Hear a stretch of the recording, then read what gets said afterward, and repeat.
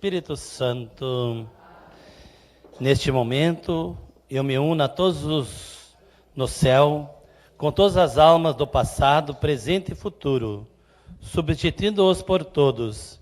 Eu me uno a toda a criação para glorificar, honrar e agradecer aquele que está sentado no trono, a Deus Pai. Eu me uno aos 24 anciões e me prostro diante de Ti. Eu te ofereço o meu nada. Tu és nosso Senhor e nosso Deus. Tu és digno de glória, honra e poder, porque Tu criaste todo o universo e somente por Tua vontade tudo foi feito. Glória ao Pai, ao Filho e ao Espírito Santo. Bom dia a todos.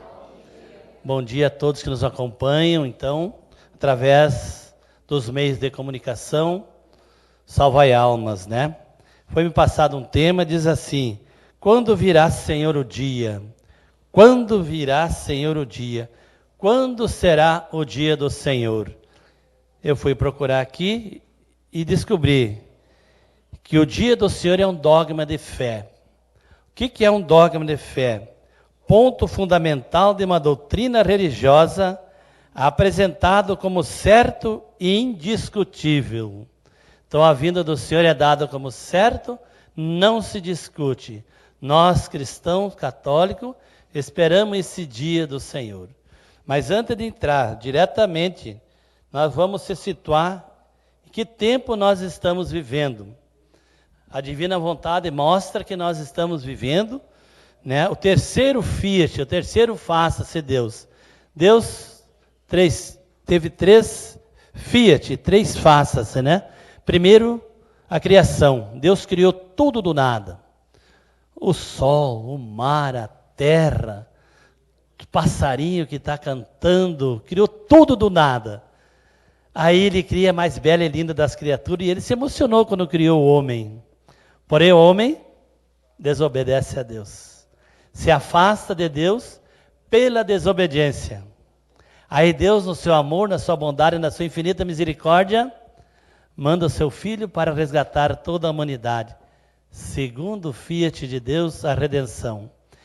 E hoje, meus irmãos, nós vivemos o terceiro faça-se, o terceiro fiat de Deus, chamado de santificação. Pela ação do Espírito Santo e pela oração, nós estamos vivendo. Então, tudo que nós fizer, tudo que eu fizer, tudo que você fizer, você faz para a sua santificação.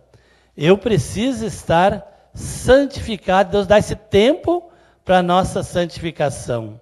Então, é um dogma de fé. Ele está nos preparando para esse grande encontro dele, que ele virá, né? Esse dia, sim. Ele mostra, sabemos que os cristãos esperam ansiosamente o dia do Senhor.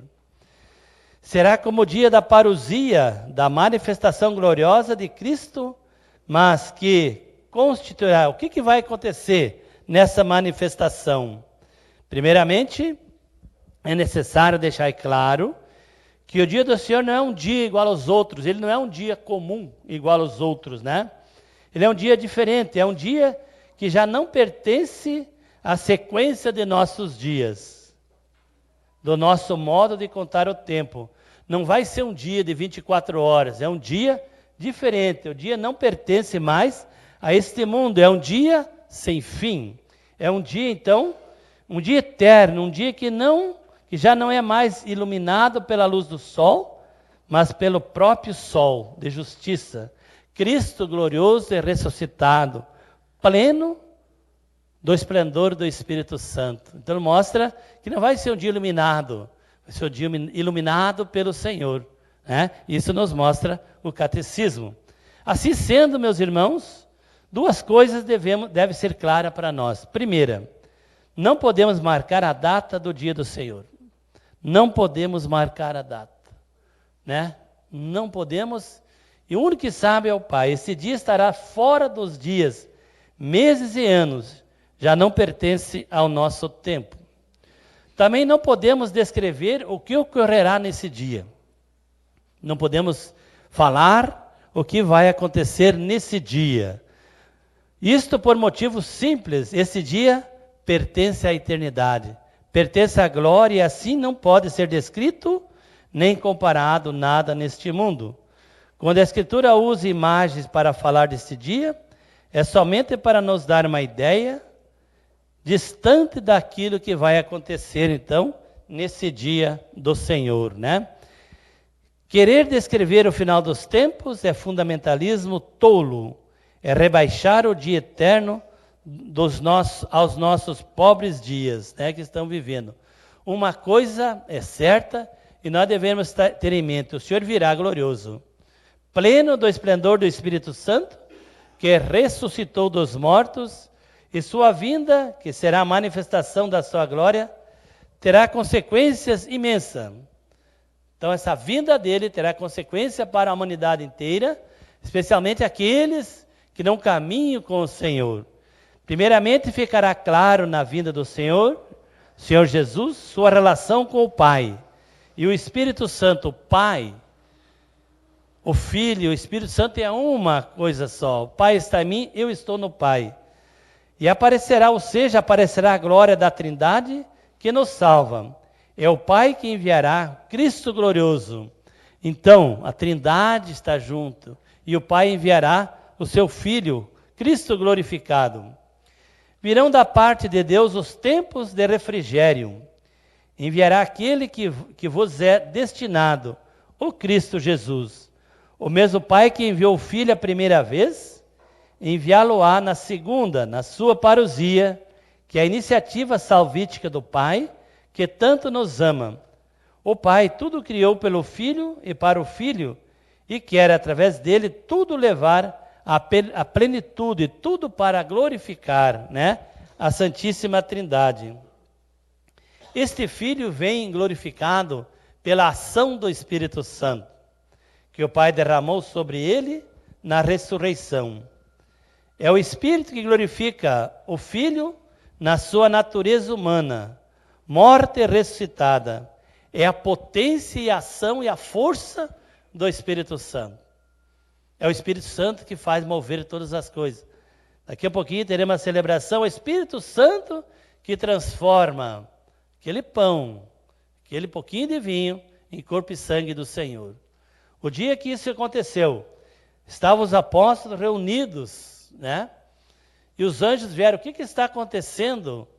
Um Deus que podia fazer tudo novo, ele faz do corpo dele, faz o corpo dele de matéria tão vil, o pão e o vinho faz o corpo e sangue dele. É um desafio tremendo para a nossa fé. É um desafio para a nossa fé. Bendito aqueles que acreditam nessa presença real de Jesus. Só que na vinda dele, nós vamos ver ele glorioso, né? Existe uma oração que é feita no dia de finados. Ela está presente no primeiro prefácio da missa. Dia de finados tem 3 prefácios. Diz assim, a oração do diácono Santo Efrem: ó Pai, para aqueles que acreditam em vós, a vida não é tirada, mas é transformada. Desfeito o nosso corpo mortal, nos é dado um corpo imperecível. Quer dizer, um corpo que não vai ocupar espaço, um corpo que a água, o fogo, a luz, o espaço não vai atingir. Veja que promessa maravilhosa. Que promessa maravilhosa do céu, né? A importância nossa, na nossa vida hoje, é ser testemunho desse Jesus que passou por aqui e que virá. Esse dia vai chegar para todos nós, né? Não sabemos quando, mas vai chegar. Muito bem. Ele vem pleno, então, do Espírito Santo, encher de glória todas as coisas. E este Deus que ressuscitou, exaltado pela direita de Deus, ele recebeu do Pai o Espírito Santo prometido.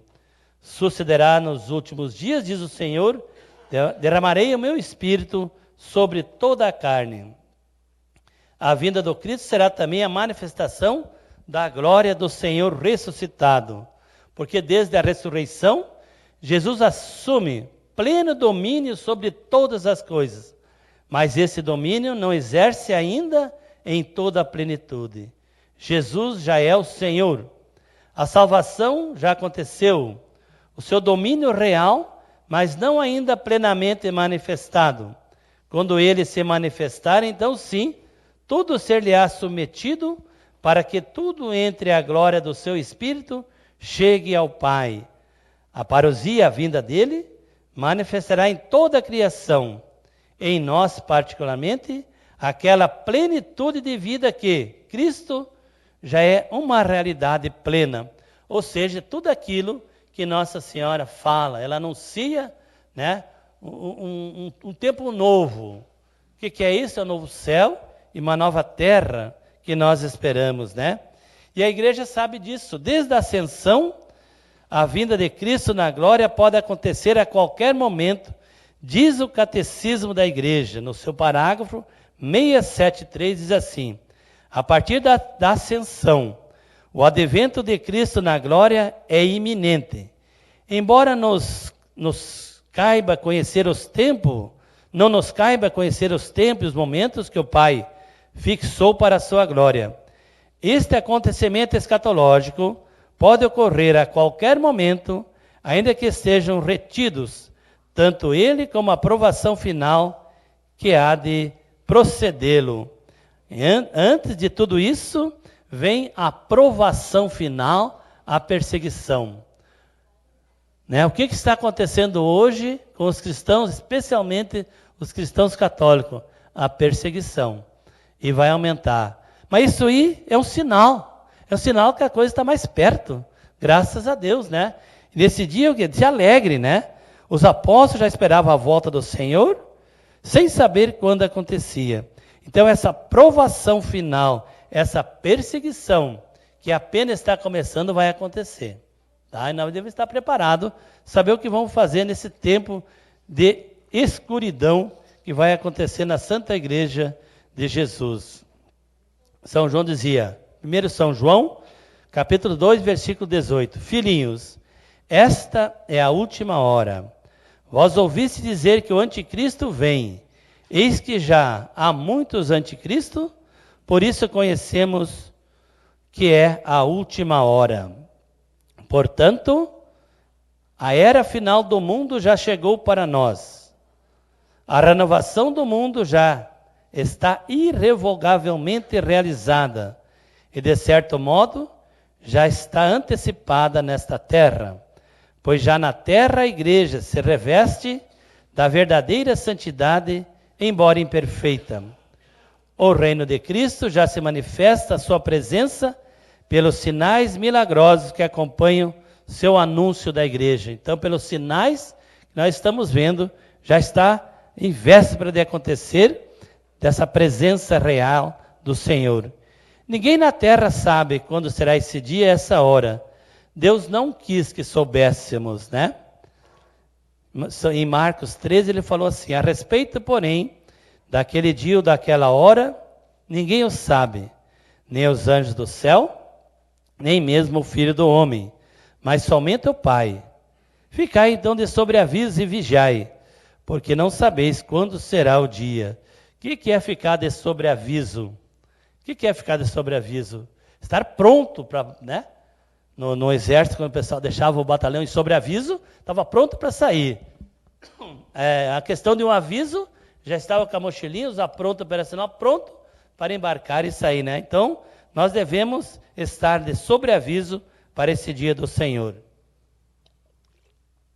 Importante, ele coloca assim: muitos se enganaram sobre a data da vinda do Senhor e levaram outros ao engano e ao desespero.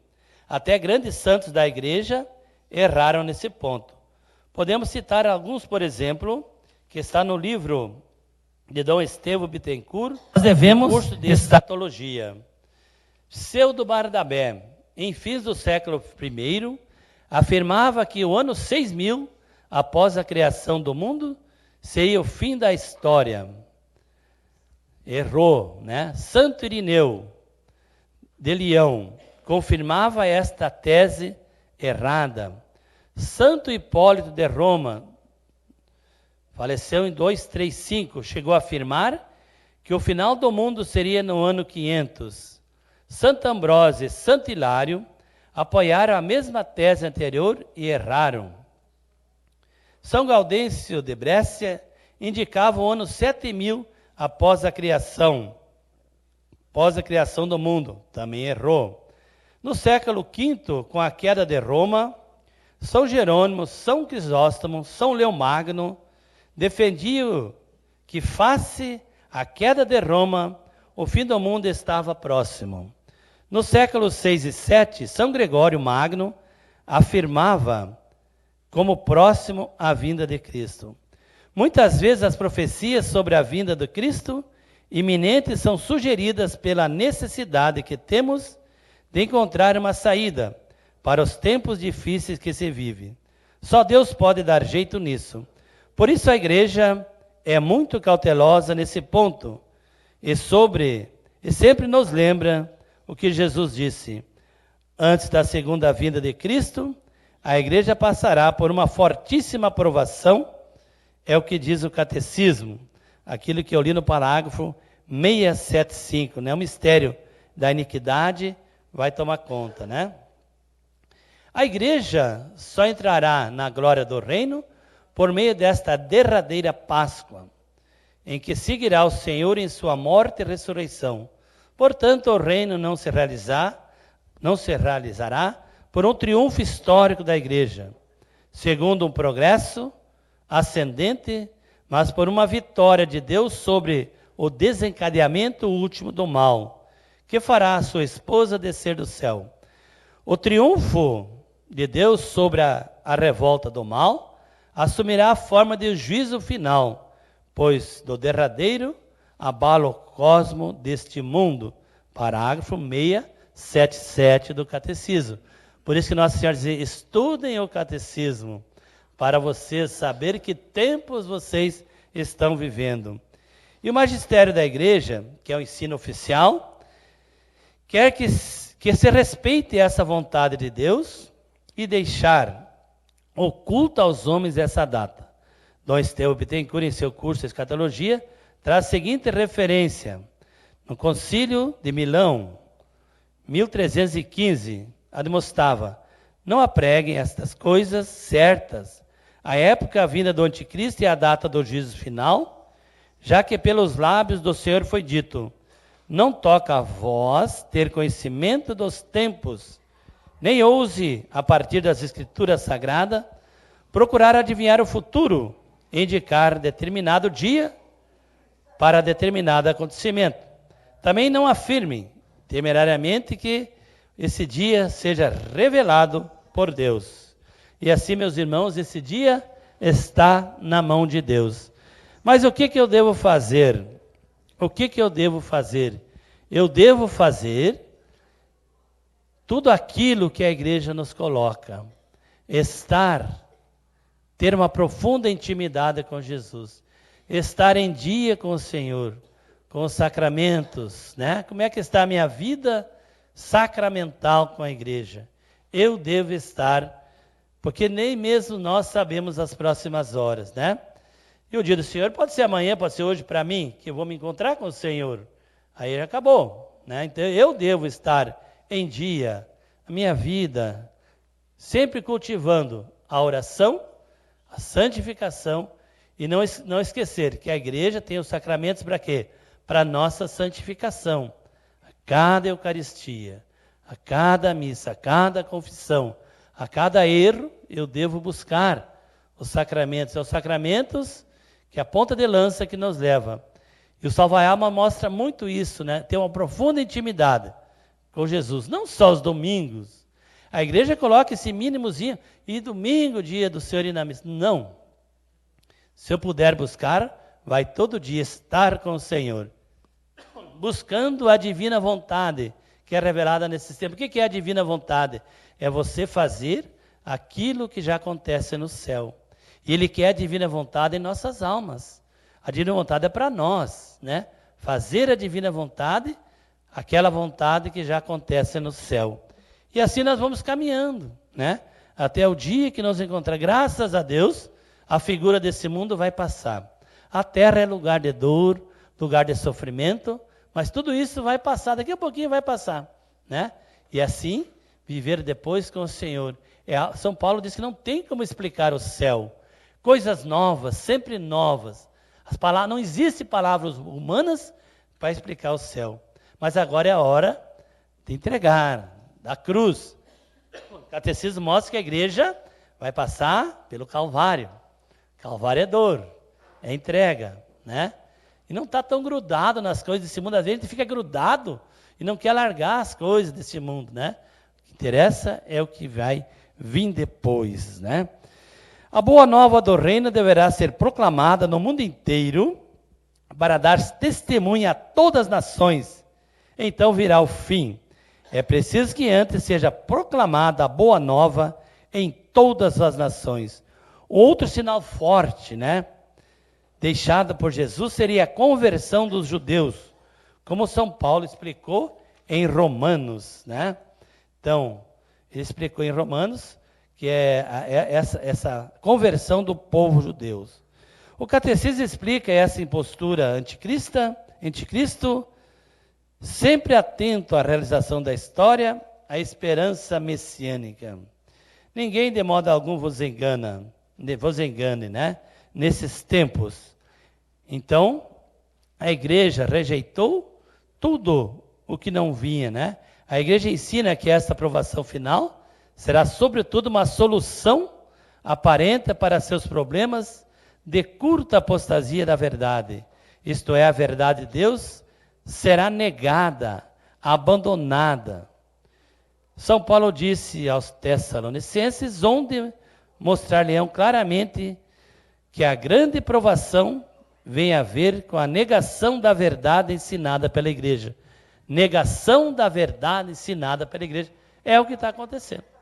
Negação da verdade, negação dos mistérios da fé, negação de Deus, né? Depois disso, na ocasião de sua vinda, Cristo inaugurará seu reino definitivo. Diz assim: depois virá o fim, quando entregar o seu reino ao Pai, depois de haver destruído todo o principado, toda a potestade e toda a dominação, porque é necessário que ele reine até que ponha todos os inimigos debaixo dos seus pés. E quando tudo lhe estiver sujeito, então também o próprio Filho do Homem renderá homenagem àquele que sujeitou todas as coisas, a fim de que Deus seja tudo em todos. E o catecismo, no parágrafo 10.4.8, ignoramos o tempo da consumação da terra, da humanidade. Desconhecemos a maneira de transformação do universo. Passa certamente a figura deste mundo, deformada pelo pecado. Mas aprendemos que Deus prepara um novo céu e uma nova terra. Nela reinará a justiça, a sua felicidade irá satisfazer e superar todos os desejos de paz que sobem aos corações humanos. Então aqui, o catecismo está dizendo que vai ter um novo céu e uma nova terra. A igreja nos ensina que esse fim dos tempos, o reino de Deus chegará na plenitude. Os justos reinarão em Cristo para sempre, glorificado em corpo e alma. O próprio universo material será transformado. Então Deus será tudo em todos na vida eterna. Catecismo 10.60. A igreja será consumada na glória celeste quando chegar o tempo da restauração de todas as coisas. Com o gênero humano, assim o mundo todo está